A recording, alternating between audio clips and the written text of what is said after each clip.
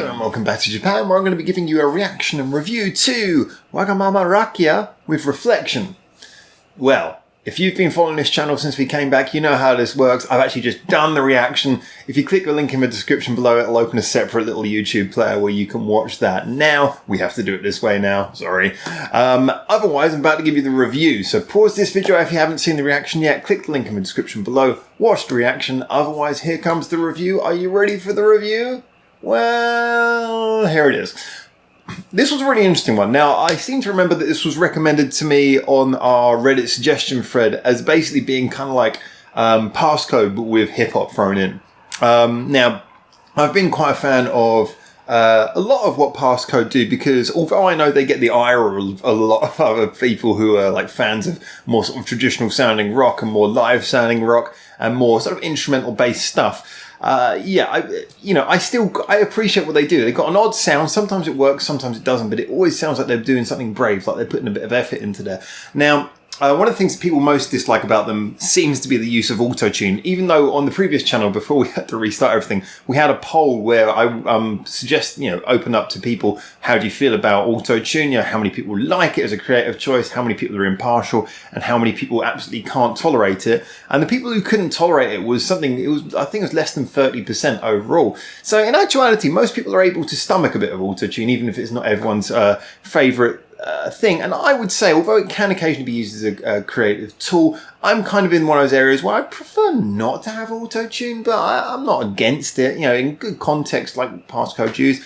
it can work. And these guys, I think there was something similar about that. This wasn't completely flushed with auto-tune over every single bit of vocal. It was just on certain bits, and those bits, felt like it was just a creative choice that accented nicely what was going on. So this had some of those aspects that I know some of a certain area of our rather eclectic group of followers don't so much like. I, however, think that, it was perfectly good, fine on that side. Where this does sort of differ from the passcode side of things is twofold. I mean, first of all, I didn't hear as many live instruments. I know passcode uses like a sort of a backing, almost rock band. These guys here at WAGAMAMA RAKIA, I believe I'm pronouncing that correct, they seem to go for more of a produced sound. It kind of has more of that, has a bit of a hip-hop EDM vibe at a lot of places. It still has a lot of crunch and a lot of that sort of distortion of sort of guitar-y sounds in there. However, it is, it's not supposed to sound as much like a rock song. And that, I think, is nothing wrong with that. One of the other similarities worth mentioning is the fact that it's that, one of the things I love about passcode is their style of constantly the songs meander. You never can be 100% certain where it's going to go in the end. But you can usually rely on the writers to do a good job of steering it in an interesting direction that doesn't throw you off course too heavily. And that's the same thing with this. This felt like all the changes, it had a fair few changes of its own in there. They all felt natural. It felt it was going in an interesting direction. There was all kinds of little things in this that made it interesting. Even though, like I said, I'd have preferred this. I like the chorus in this, I like the hook in this song. I'd have preferred it to come back around to that at the end. However, you know what? I could perfectly tolerate that they didn't, because they went for an interesting decision. They decided to go for a real sort of slow, headbangy, dancey style EDM ending. There were some nice choices in this that worked really well, as well in regards to the vocals. I did feel, and this is always a positive sign considering that this wasn't a video, I couldn't see the members singing, I could just see a photograph. I did feel that I could kind of tell who the individual singers were. I mean, seeing from the photograph there's 4 members, I could identify at least 3 distinct voices in there. Maybe a 4th, I don't know if I go back and check it, but certainly on first listen, I could hear distinct 3 voices standing out, at least. And, that was interesting, but then they layered them up. I mean, they did kind of like a little shouting in the background, kind of like a hip-hop hype man type of thing going on there. And that was a nice touch. I thought that was really cool. And, they did those things which give a song a bit more life. You do those little throwaway backing lines and occasional, call and answer type shouty bits. Not screaming bits, but just shouting out a line in the background, like I said, like a hype man would. Then what you get is it gives the song a feeling a bit more life, which is kind of useful as well when you're going for such a heavily produced backing track. So, yeah, in that sense, this was a nice, well-balanced song. Now, there are, obviously on this channel, we're always honest, so I'm going to point out the things that maybe I think perhaps could have been a bit better.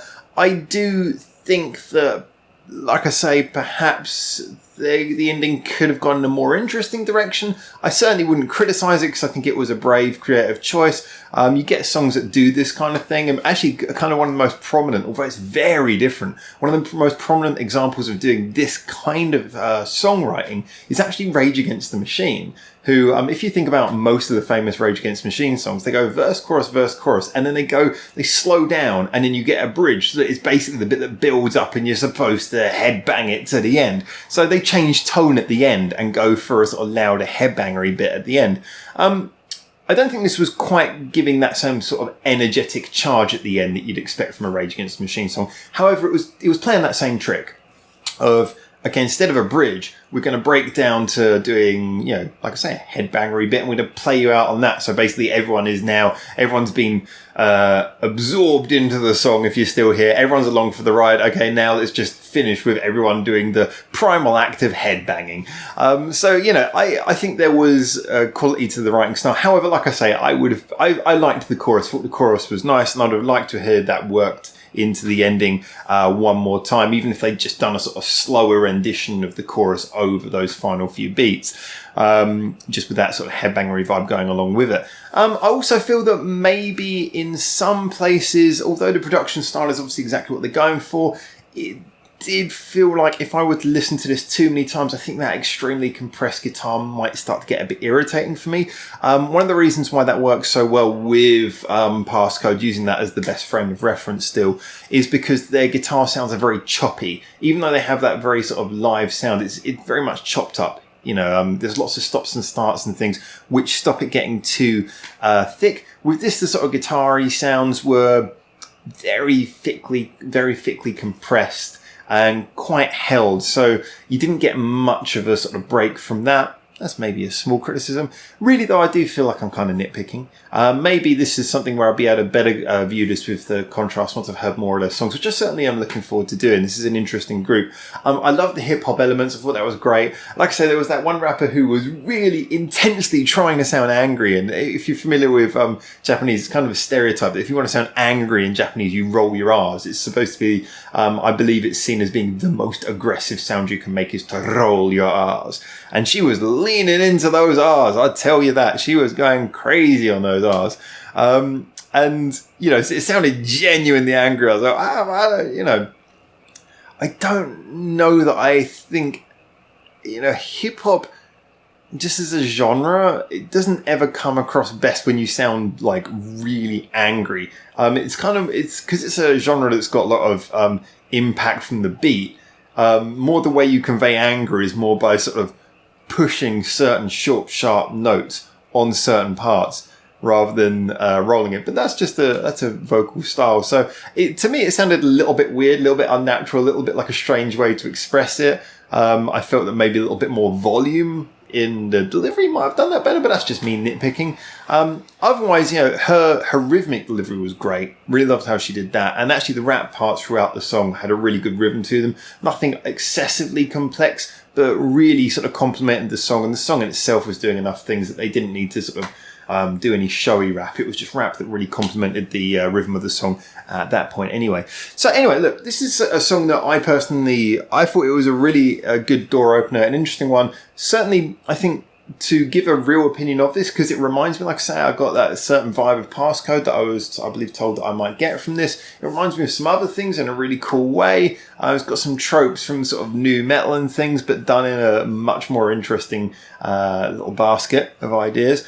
Like I said, I think I would be much better to judge this in retrospect after hearing more of their songs, to give an idea of if this is what they do throughout, or whether there's a lot of variation, or if they do sort of use this sound throughout, how do they vary that? How do they use it? What other little tricks and styles will we hear in their writing?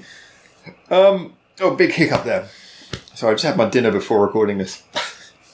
It's coming back because I'm talking too much. So anyway, as always, thank you so much for following on this, and I'd really like to hear your comments. So this is the bit where you get in the comments, tell me what you think. You don't have to agree with me. Music is subjective to opinion. I give the opinion of someone who's worked with music my entire life, but if you enjoy it, you enjoy it. If you don't enjoy it, you don't enjoy it. So tell me what you think.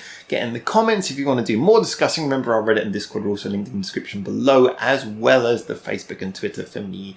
And Patreon is also there because our Patreon supporters are absolutely amazing and do keep this ship floating. So anyway, thank you so much for making it through to the end of the video. I'm looking forward to seeing you in the next video, hopefully quite soon. And for now, ciao, ciao.